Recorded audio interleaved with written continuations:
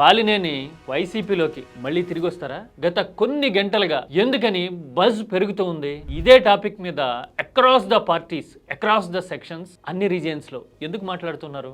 Balineni sitting MLA దామచర్లతో ఘర్షణకి దిగితే రాజకీయం మీద, స్టేట్ సినారియో మీద ప్రభావం ఉంటుందా? నిజమేనా? ఇంతకీ బాలినేని వెనక్కి వస్తారా? వస్తే గనక ఆ ఎఫెక్ట్ ఏ పార్టీ మీద ఎలా పడుతుంది?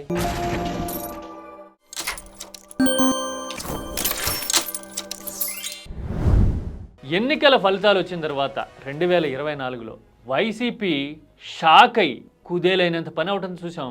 కూటమి అసలు కుస్తాబహార్ అన్నట్టుగా దూకుడుగా హంగామా చేయడం కనపడింది కదా.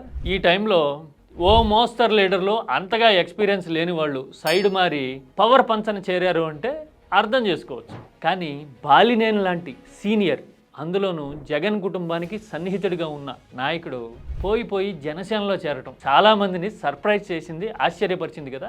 ఇదే మాట జగన్ అడిగితే ఆయన రియాక్షన్ వెరీ ఐకానిక్ కదా. ఎవరు పోతాం నీళ్ళు ఏమవుతుంది, ఇంకోరు వస్తారు. చూశారు కదా కడప స్లాంగ్ లో ఆ రియాక్షన్. అలా ఎందుకన్నారు అంటే వాస్తవాలు వాళ్లే తెలుసుకుంటారనో, లేదంటే పరిస్థితులు మారినప్పుడు రియలైజ్ అవుతారనో. దాని అర్థం ఏదైనా కానివ్వండి, బాలినేని జనసేనలోకి వెళ్ళిన తర్వాత జగన్ మాట్లాడిన మాట. జనసేనలోకి వెళ్ళారు బాలినేని, హ్యాపీగా ఉన్నారా? పవన్ కళ్యాణ్ అమితమైన ప్రాధాన్యం ఇస్తున్నారని, పవన్ తో సినిమా తీయాలని తనకి కోరికుందని వేదిక మీదే బయట పెట్టుకున్నారు కదా. నేను పవన్ కళ్యాణ్ గారిని కలిసినప్పుడు సార్ మీతో నాకు సినిమా తీయాలని సార్ అని అన్నా. చూశారు కదా, ప్రాధాన్యం విషయము నిజంగా సినిమా కూడా మెటీరియలైజ్ కాల ఇప్పటి వరకు. ఈ రెండూ కాకపోగా మూడో ముప్పు సిట్టింగ్ ఎమ్మెల్యే ఒంగోలులో దామచర్లతో ఫ్రిక్షన్ వచ్చింది కదా. టీడీపీ జనసేన కూటమిలో కీలక భాగస్వాములుగా ఉన్నప్పుడు దామచర్లకి సీనియర్ నాయకుడు బాలినేనికి మధ్య ఫ్రిక్షన్ ఎందుకు వచ్చింది?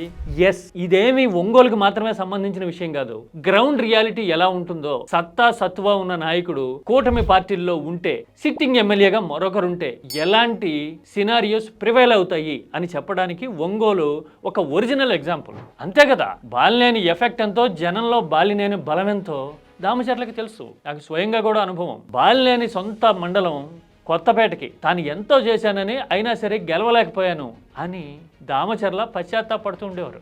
ఎప్పటికైనా మళ్ళీ బాలినేని పుంజుకుంటే గనక ఏమవుతాం అనే టెన్షన్ దామచర్ల సహజంగానే ఉంటుంది. అందుకోసమే జనసేన మరోసేన అనేది దానికంటే కూడా అక్కడ బాలినేని అనే కటౌట్ చూసి టెన్షన్ పుట్టడం సహజం. అందుకని ఇంటర్నల్ పాలిటిక్స్ నిద్రలేచినయ్యి ఇదే విషయం మీద బాలినేని ప్రెస్ మీట్ పెట్టి కడిగేసే పరిస్థితి వచ్చింది. గంజాయి పెట్టేవాళ్ళం కాదు, ప్రజలకి భోజనం పెట్టాం. చూశారు కదా, గంజాయి ప్రచారాలు చేస్తున్నారు, అన్నం పెట్టాం కానీ గంజాయి పెట్టామా అని మాట్లాడడం కనపడుతోంది కదా.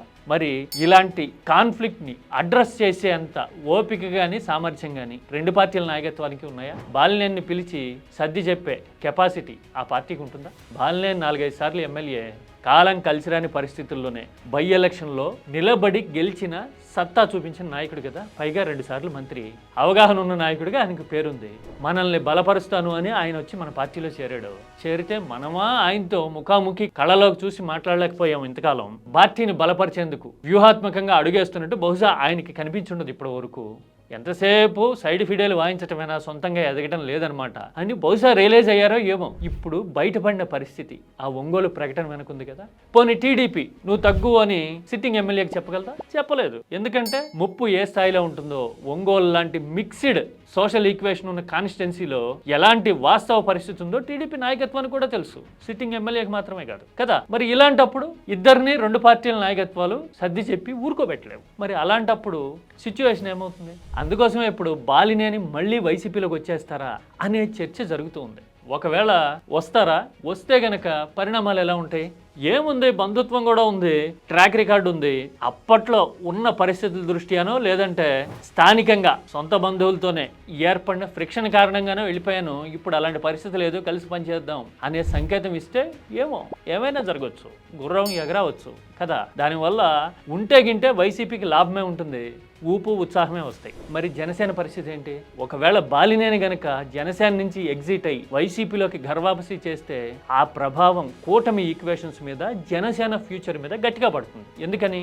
బాలినేని స్టేచరు, ఎక్స్పీరియన్స్, క్యాలిబర్ ఉన్న నాయకుడు. అలాంటి నాయకుడు వచ్చి పార్టీలో ఉండి ఒక ఏడాదిన్నరో దగ్గర నుంచి చూసి వెళ్ళిపోయాడు అంటే లోపల ఏం జరుగుతున్నట్టు? ఇక ముందు ఎవరైనా సామర్థ్యం, ట్రాక్ రికార్డు ఉన్న నాయకులు వచ్చి చేరేందుకు అవకాశాలు ఉంటాయా? అంత సాహసం చేస్తారు చేస్తారా? పైపెచ్చు జనసేన రాజకీయంగా బలపడడం ముందుకెళ్ళడం కంటే కూడా టీడీపీ పల్లకి మోయడానికే భుజాలని అంకితం చేసిందా, అందుకోసమే బాలినేని వెళ్ళిపోయారా అనే మెసేజ్ ఆలోచన ఉన్న కాడర్లోను సెకండ్ లేయర్ నాయకత్వంలోనూ బలంగా పోతుంది. అది జనసేన ఫ్యూచర్ మీద ప్రబలమైన ప్రభావం చూపిస్తుంది. ఆ తర్వాత టీడీపీకి కొద్దో గొప్ప కాన్ఫిడెన్స్ వస్తుంది. పోనీ అదన్నా పాజిటివ్ అనుకుంటున్నారా? కాదు.